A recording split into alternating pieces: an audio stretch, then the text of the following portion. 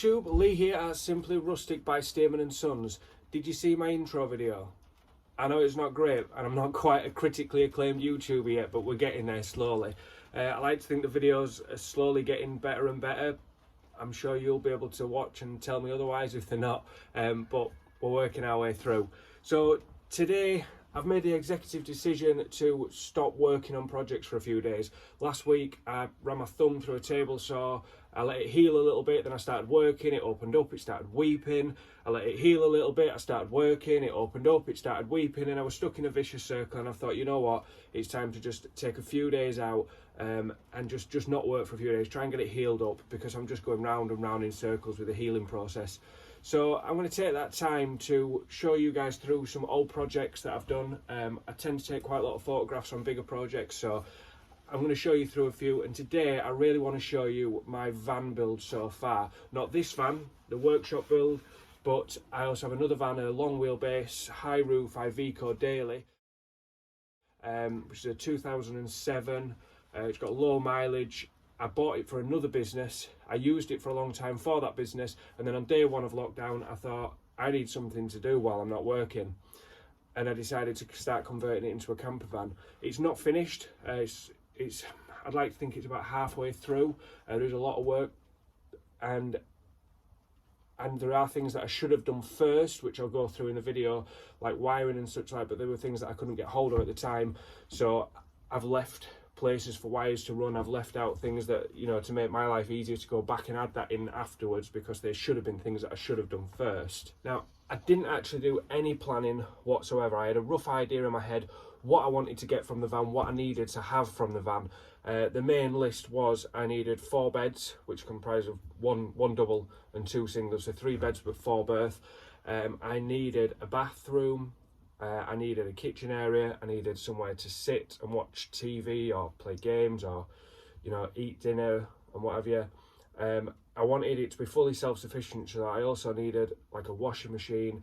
I wanted everything to be within the camper van, so I can stealth camp if I wanted to. Basically what I wanted was to be able to, on a Friday when I finish work, close my eyes, point at a map and say that's where I'm going for the weekend. And if that didn't happen to be a campsite, if it happened to be a lay-by or a car park, I could go there. I didn't need electrical hookup, and that was sort of the plan, to add a bit of freedom to my life that I've sort of missed out on for a lot of years, just working 7 days a week.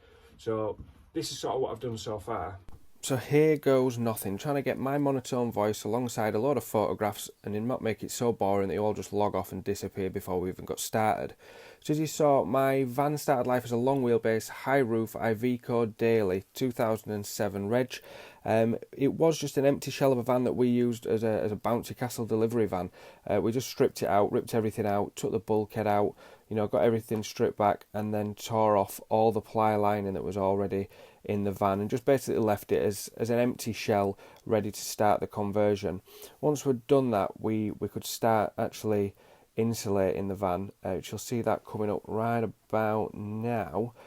We did insulate with rock wool, which I know is a bit of a no-no in the van building game. Some people say you really shouldn't use it, but we did line the wall before and after, which apparently keeps the moisture down. So I'm hoping that is going to keep the van and give it a bit of a longevity of life and not actually just rot itself from the inside.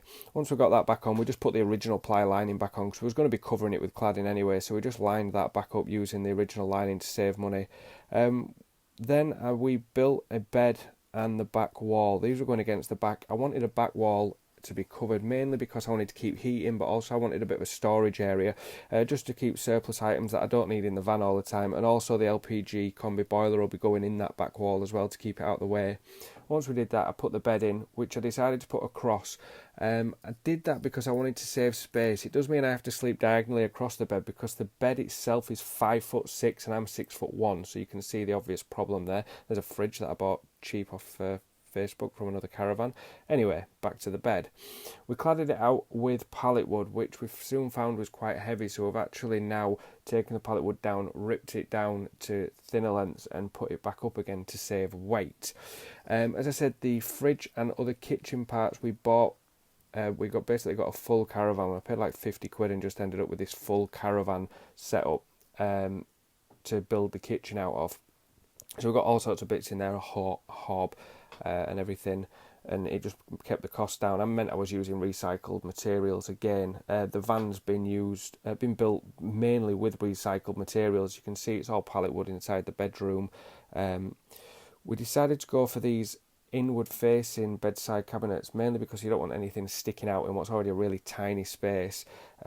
You don't want to be banging your head on a bedside cabinet, so that recessed bedside cabinet really helps. The kitchen is now starting to take shape as we work down. That's going to be a wardrobe area. I wanted plenty of wardrobe space in the van, mainly because there's going to be a few of us in there. This was a proud moment. This was me actually running the tap for the first time. I was quite proud of that. I wanted to make sure we had plenty of wardrobe space. There's going to be a few of us in there, and I just didn't want the thought of clothes just being scrunched up in bags or boxes. So eventually there is going to actually be 2 decent sized wardrobes with shoe storage and extra storage underneath. You can see the kitchen area is building up quite nicely now. We actually did a brick effect using just offcuts of pallet wood that you'd never normally use, which I thought turned out quite nice. Looks really well, you'll see later on. This is my single dining table. We are going to be adding another dining table. This basically just shows us this table. What you can do is have it different on 3 different levels, so you can watch TV, you can on your iPad obviously, you can eat it, and then it also lowers down so it's out the way, so when it's not in use. There's us ripping the pallet boards down.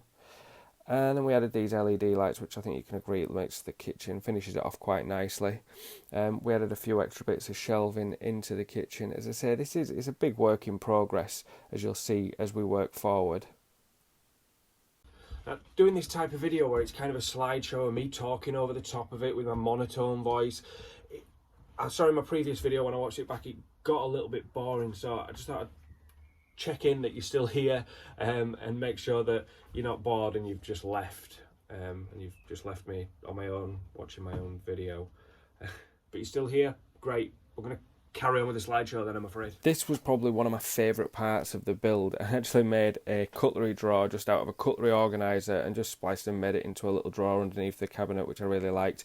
And that blue contraption on the side is my washing machine. It is pretty useless as far as washing machines come. If you are trying to use it for more than one person, you can literally get a pair of pants and 2 pairs of socks and maybe a t-shirt in there. But for a single person, or just for the odd things being thrown in, it is pretty good. It'll do the job, and it keeps you going if you've got no other way of washing your clothes.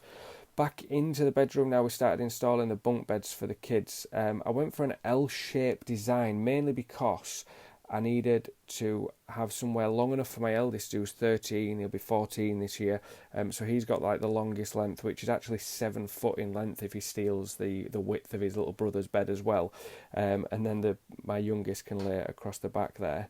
There's a few other things that we've done.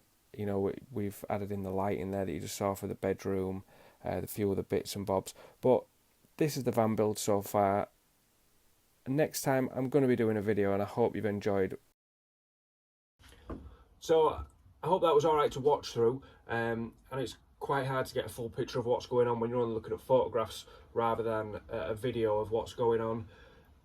From now, whenever I do anything to the van, I'm going to actually make it into a decent video for you to watch through and see how we're actually working through with the project as it continues. Hopefully you like the design that we've gone for, the layout that we've gone for.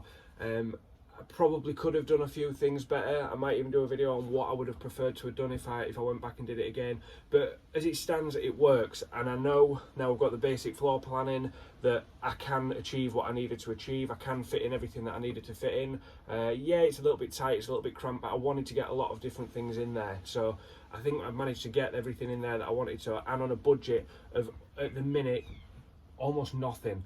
I've probably spent about £300 on the van so far, and most of that was on the mattresses because we've got brand new mattresses. Everything else, it's all been, I've reclaimed wood that I already had. Everything I've managed to use reclaimed materials for about 95% of the van, and it's cost me basically nothing for most of it. Just the odd bits, a few new things that I needed to buy. The things I do for YouTube, it is freezing here today. We've completely lost all the sunshine from England today, and it is freezing. I've got to have the back doors open so you can you can see me, otherwise it's too dark in here, you can't see a thing. So I've got the back doors open, I am absolutely freezing, but yeah, I'm out here doing a YouTube video to try and keep you guys entertained and hopefully to raise my subscribers. So because you can see how much dedication I've got to this channel, I need you to hit that subscribe button, turn on the bell notification.